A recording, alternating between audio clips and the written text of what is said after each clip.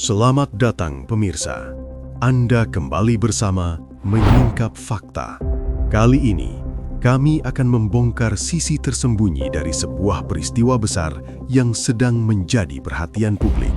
Sebuah serangan militer yang begitu presisi hingga mampu menewaskan lingkaran elit Iran dalam satu waktu. Namun, di tengah kehancuran itu, muncul satu pertanyaan yang sulit diabaikan.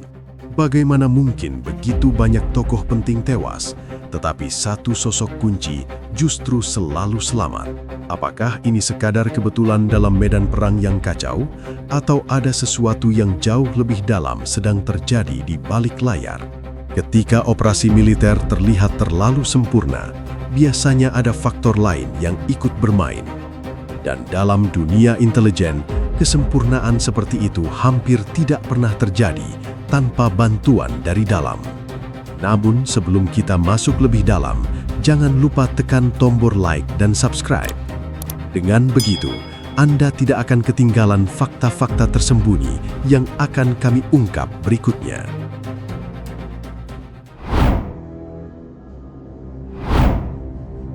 Pada 28 Februari 2026, dunia menyaksikan sebuah perubahan besar dalam konflik Timur Tengah. Serangan militer skala besar diluncurkan ke dalam wilayah Iran, dan dalam hitungan jam, sejumlah target strategis hancur secara bersamaan. Ini bukan sekadar operasi militer biasa. Ini adalah serangan yang dirancang dengan tingkat presisi tinggi, menargetkan pusat kekuatan yang selama ini dianggap sulit disentuh. Gelombang serangan tersebut melibatkan ratusan pesawat tempur yang menghantam ratusan titik berbeda dalam satu waktu. Targetnya bukan hanya fasilitas militer, tetapi juga lokasi yang diyakini menjadi tempat berkumpulnya elit kepemimpinan Iran. Dalam salah satu serangan paling menentukan, lingkaran tertinggi kepemimpinan Iran terkena dampak langsung. Pemimpin tertinggi Iran, Ali Khamenei, dilaporkan tewas bersama sejumlah pejabat militer penting yang berada dalam satu jaringan komando.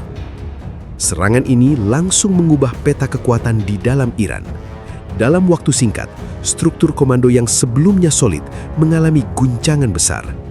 Namun yang membuat banyak analis mulai memperhatikan bukan hanya dampak dari serangan tersebut, melainkan cara serangan itu dilakukan. Operasi seperti ini membutuhkan lebih dari sekadar kekuatan militer. Ia membutuhkan informasi yang sangat spesifik, informasi yang tidak mudah diakses dari luar. Untuk menyerang pertemuan tertutup di level tertinggi, penyerang harus mengetahui lokasi yang tepat, waktu yang akurat, dan siapa saja yang hadir di dalam ruangan. Tiga elemen ini adalah inti dari keamanan internal sebuah negara. Biasanya, hanya segelintir orang di dalam sistem yang memiliki akses terhadap informasi seperti itu. Ketika ketiga elemen tersebut bisa diketahui secara bersamaan, maka muncul satu kemungkinan yang sulit dihindari. Ada celah di dalam. Kecurigaan itu semakin kuat ketika serangan lanjutan menunjukkan pola yang sama. Beberapa titik yang sebelumnya tidak pernah terdeteksi sebagai target utama justru berhasil dihantam dengan akurasi tinggi. Ini menunjukkan bahwa informasi yang digunakan bukan hanya bersifat umum, tetapi bersifat real-time. Dalam dunia intelijen, kemampuan seperti ini biasanya berasal dari kombinasi teknologi dan sumber di lapangan. Di sisi lain, perubahan kepemimpinan terjadi dengan cepat. Dalam beberapa hari setelah serangan, proses transisi kekuasaan mulai terlihat. Namun, di balik dinamika politik tersebut, aparat keamanan Iran justru bergerak ke arah yang berbeda. Fokus mereka bukan hanya pada pemulihan struktur, tetapi juga pada pencarian sumber kebocoran. Langkah-langkah keamanan internal mulai diperketat.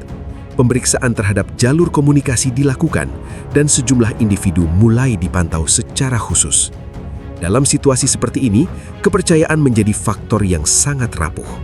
Setiap informasi yang bocor bukan hanya dianggap sebagai kegagalan teknis, tetapi sebagai ancaman dari dalam sistem itu sendiri. Di titik inilah, narasi mulai berubah. Dari sekadar serangan militer menjadi isu yang jauh lebih dalam, yaitu perang intelijen. Serangan yang terlalu presisi seringkali bukan hanya hasil dari teknologi canggih, tetapi juga dari akses terhadap informasi yang tidak seharusnya. Dan ketika pola seperti ini muncul berulang dalam satu operasi besar, maka perhatian tidak lagi hanya tertuju pada siapa yang menyerang, tetapi juga pada siapa yang mungkin membuka jalan dari dalam. Di tengah meningkatnya kecurigaan terhadap kebocoran informasi, satu nama mulai muncul ke permukaan dan menjadi bahan pembicaraan di kalangan analis keamanan. Nama itu adalah Esmail Qaani, Komandan Quds Force, unit yang selama ini mengatur jaringan operasi Iran di luar negeri. Posisi ini membuatnya berada di titik yang sangat strategis dalam struktur militer Iran, terutama dalam konteks hubungan dengan berbagai kelompok di Timur Tengah. Qaani bukan sosok baru dalam lingkaran kekuasaan Iran. Ia menggantikan Qasem Soleimani pada Januari 2020 setelah Soleimani tewas dalam serangan drone Amerika Serikat di Baghdad. Namun sejak saat itu, karakter kepemimpinannya dinilai berbeda. Ia jarang tampil di depan publik, tidak banyak memberikan pernyataan terbuka, dan lebih sering bekerja di balik layar.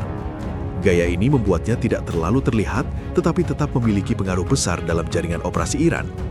Perhatian terhadap Qaani sebenarnya sudah muncul jauh sebelum peristiwa Februari 2026. Pada 6 Oktober 2024, laporan menyebutkan bahwa ia sempat tidak bisa dihubungi setelah terjadi serangan di Beirut yang menargetkan jaringan Iran.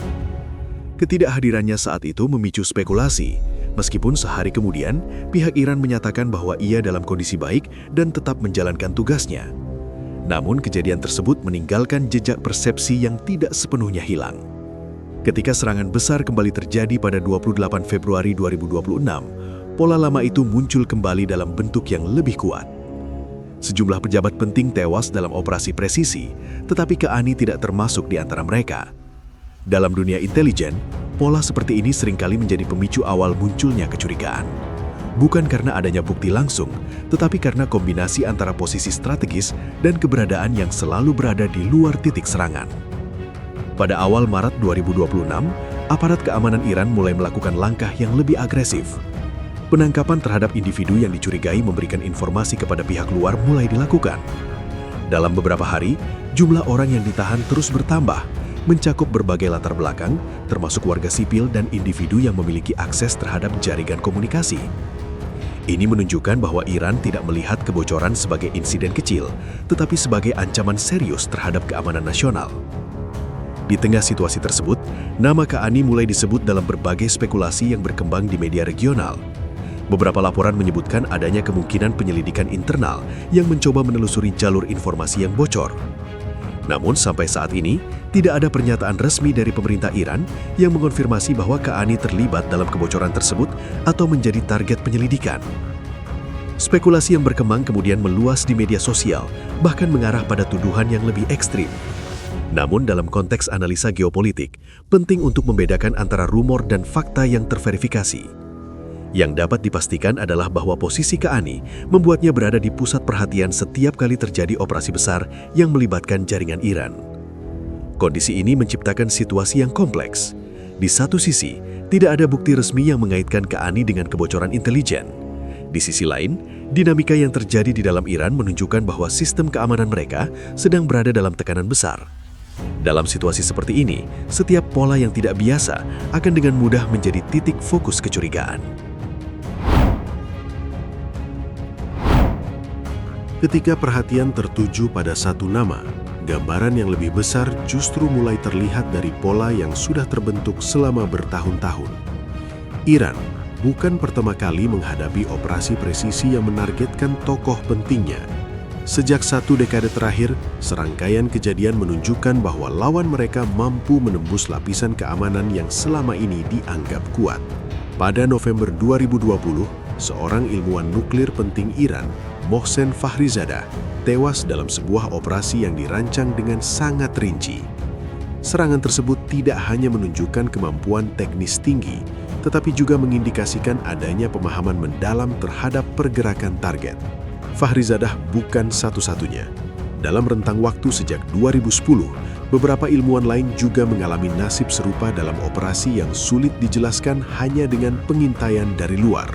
Pola ini terus berlanjut hingga memasuki tahun 2024 dan 2025. Aparat Iran beberapa kali mengumumkan penangkapan individu yang diduga bekerja sama dengan intelijen asing.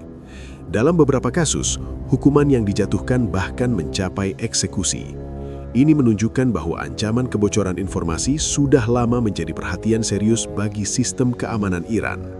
Namun meskipun berbagai langkah telah diambil, serangan pada 28 Februari 2026 menunjukkan bahwa masalah tersebut belum sepenuhnya teratasi. Pada 10 Maret 2026, aparat Iran mengumumkan penangkapan sejumlah orang yang diduga terlibat dalam jaringan spionase. Beberapa hari kemudian, jumlah tersebut meningkat secara signifikan, menunjukkan bahwa penyelidikan berkembang dengan cepat.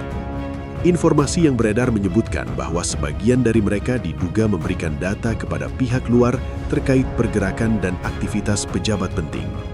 Ini menguatkan dugaan bahwa kebocoran yang terjadi bukan bersifat kebetulan, melainkan bagian dari jaringan yang lebih luas. Di sisi lain, laporan pada 13 Maret 2026 menunjukkan bahwa serangan terhadap titik-titik tertentu di Tehran dilakukan berdasarkan informasi dari lapangan. Artinya, ada individu yang mampu memberikan detail yang cukup akurat untuk digunakan dalam operasi militer. Dalam dunia intelijen, ini bukan sekedar keberhasilan pengumpulan data, tetapi indikasi bahwa akses terhadap sistem internal sudah berhasil ditembus. Situasi ini menciptakan tekanan yang tidak terlihat tetapi sangat nyata di dalam struktur keamanan Iran. Setiap individu yang memiliki akses terhadap informasi sensitif berada dalam posisi yang rentan terhadap kecurigaan. Kepercayaan yang sebelumnya menjadi fondasi kerjasama internal mulai mengalami erosi. Dalam kondisi seperti ini, bukan hanya informasi yang menjadi target, tetapi juga stabilitas hubungan antar bagian dalam sistem itu sendiri. Perang yang sedang berlangsung tidak hanya terjadi di udara atau di darat, tetapi juga di ruang yang tidak terlihat. Operasi intelijen bekerja dalam diam, tetapi dampaknya bisa jauh lebih besar dibandingkan serangan fisik. Ketika satu celah berhasil ditemukan, dampaknya dapat merambat ke berbagai lapisan sekaligus. Apa yang terlihat sejak akhir Februari hingga pertengahan Maret 2026 menunjukkan satu hal yang sulit diabaikan. Bukan hanya kekuatan militer yang sedang diuji, tetapi juga kemampuan sebuah negara dalam menjaga kerahasiaan informasi di tingkat paling tinggi. Dan ketika serangan demi serangan terus menunjukkan tingkat akurasi yang sama, maka yang dipertanyakan bukan lagi kemampuan menyerang, melainkan sejauh mana sistem pertahanan internal masih bisa dipercaya. Di balik setiap operasi militer yang terlihat di permukaan, selalu ada lapisan lain yang bekerja dalam diam. Serangan pada akhir Februari 2026 bukan hanya mengguncang struktur kekuasaan, tetapi juga membuka realitas bahwa perang modern tidak lagi hanya soal kekuatan senjata. Ia bergerak dalam informasi, dalam kepercayaan, dan dalam celah kecil yang sulit terlihat. Peristiwa demi peristiwa yang terjadi menunjukkan bahwa konflik ini telah melampaui batas konvensional. Ketika serangan bisa mencapai target dengan tingkat akurasi tinggi, maka yang sedang dipertaruhkan bukan hanya wilayah atau kekuatan militer, tetapi juga keamanan dari dalam itu sendiri.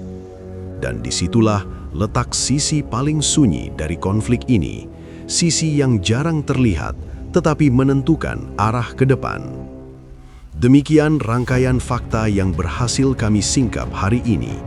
Jangan lupa subscribe ke channel Menyingkap Fakta dan aktifkan lonceng notifikasi agar Anda tidak ketinggalan pengungkapan fakta-fakta penting lainnya. Menyingkap Fakta, mengungkap kebenaran di balik setiap peristiwa. Sampai jumpa pada fakta berikutnya.